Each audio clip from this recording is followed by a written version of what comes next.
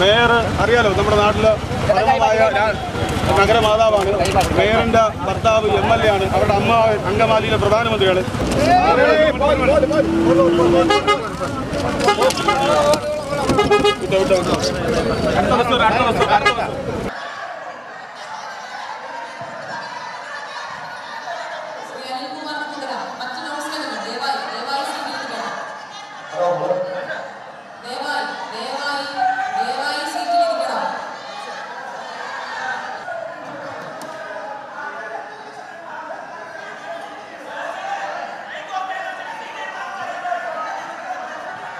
നിങ്ങൾ ആ രീതിയിൽ കാണണം. അതിനെ മേയറെ തള്ളിപ്പറയുവാനോ മേയറെ അധിക്ഷേപിക്കാനോ അല്ല ഞങ്ങൾ നിൽക്കുന്നത്. നമസ്കാരം, കർമ്മ ന്യൂസിലേക്ക് സ്വാഗതം.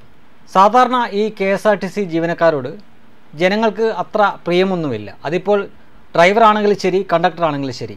എന്നാൽ കഴിഞ്ഞ 1-2 ദിവസമായിട്ട് കാണുന്ന കാഴ്ച എന്താണ്? കേരളത്തിലെ ജനങ്ങൾ ഏതാണ്ട് ബഹുഭൂരിപക്ഷവും KSRTC ഡ്രൈവറെ, അതും ഒരു ഡ്രൈവർക്ക് പിന്തുണ കൊടുക്കുന്ന ഒരു കാഴ്ചയാണ് കാണുന്നത്.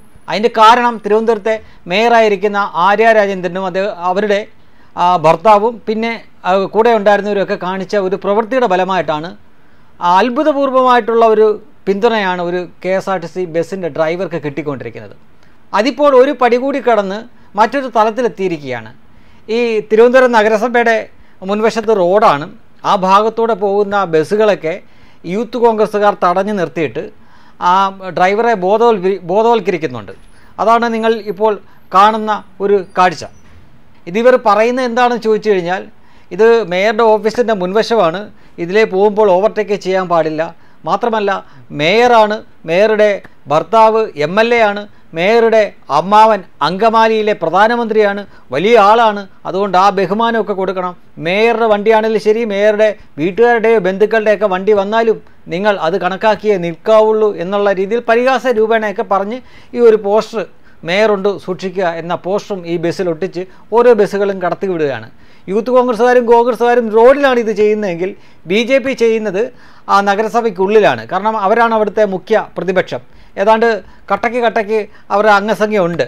അപ്പോൾ അവിടെയാണ് അവർ മിനിറ്റുകളോളം അല്ലെങ്കിൽ മണിക്കൂറുകളോളം അവിടെ പ്രതിഷേധിക്കുന്നുണ്ട്. അവരിൽ ചില നേതാക്കൾ അവിടെ പ്രസംഗിക്കുന്നുണ്ട്.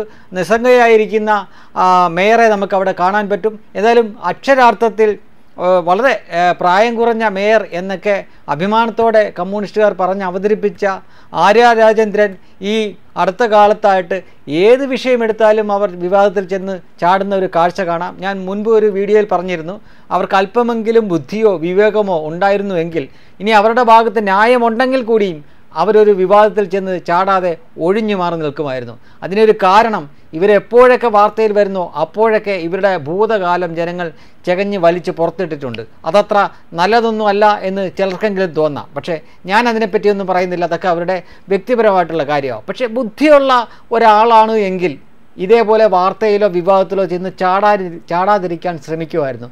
അവർ പൊങ്കാലയുടെ സമയത്ത് അതേപോലെ തന്നെ മാലിന്യ നിർമ്മാർജ്ജനത്തിൻ്റെ പേരിൽ നടത്തിയ കൊള്ള, അത് ഒരുപക്ഷെ അവർ ചെയ്ത് കാണില്ലായിരിക്കും, പക്ഷേ അവർക്ക് പാർട്ടിക്ക് വേണ്ടിയിട്ട് കൂട്ടു നിൽക്കേണ്ടി വന്നു. അങ്ങനെ വിവാദങ്ങൾ ഒരു പിടിയുണ്ട്.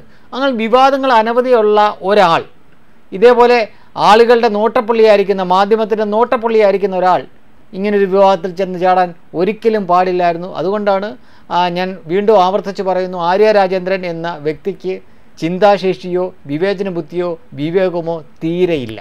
അതുകൊണ്ടാണ് ഇപ്പോൾ ഈ ജനങ്ങളൊക്കെ ഇത്രയേറെ ശക്തമായി ഇവർക്കെതിരെ പ്രതിഷേധിക്കേണ്ടി വന്നത്. വെബ് ഡെസ്ക് കർമ്മ ന്യൂസ്.